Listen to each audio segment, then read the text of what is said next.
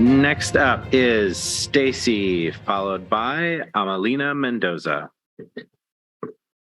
Hello, I'm Stacy, a librarian in this district.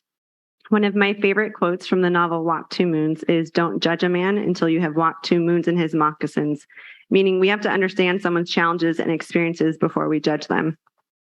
A lot like we just heard about. You may have heard of how books can be a window to the imagination, but really they are opportunities for us to view others' lives. It has also become popular that books can serve as mirrors, reflecting back and reaffirming identities, such as those who identify as LGBTQ+. According to Rudine Sims Bishop, professor at Ohio State University, books are sometimes windows, offering views of worlds that may be real or imagined, familiar or strange.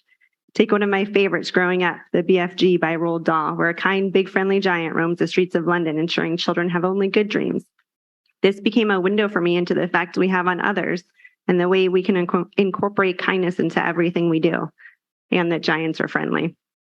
Books can also be mirrors, as literature transforms human experience and reflects it back to us, becoming a means of self-affirmation. The questioning Margaret goes through of, well, everything in Are You There, God? It's Me, Margaret, acted as a mirror for me in my own coming of age process through the pre-adolescent years.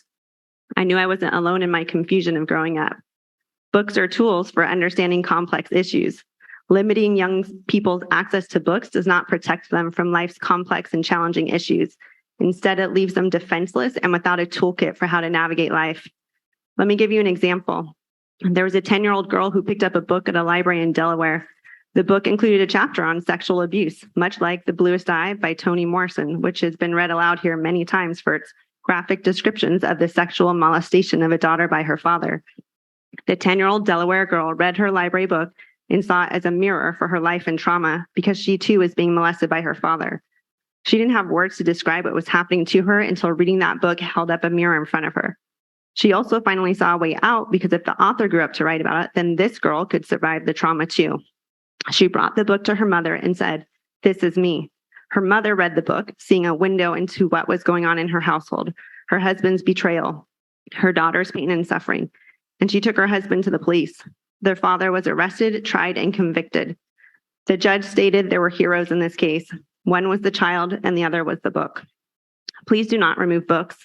Elk Grove Unified has over 63,000 students in 68 schools. We do not have the all-knowing ability to predict which book is going to connect to which student in our district. All we know is that having books available to students, even ones that depict situations we would never wish on anyone, saves lives. As the judge said, books are heroes. Thank you.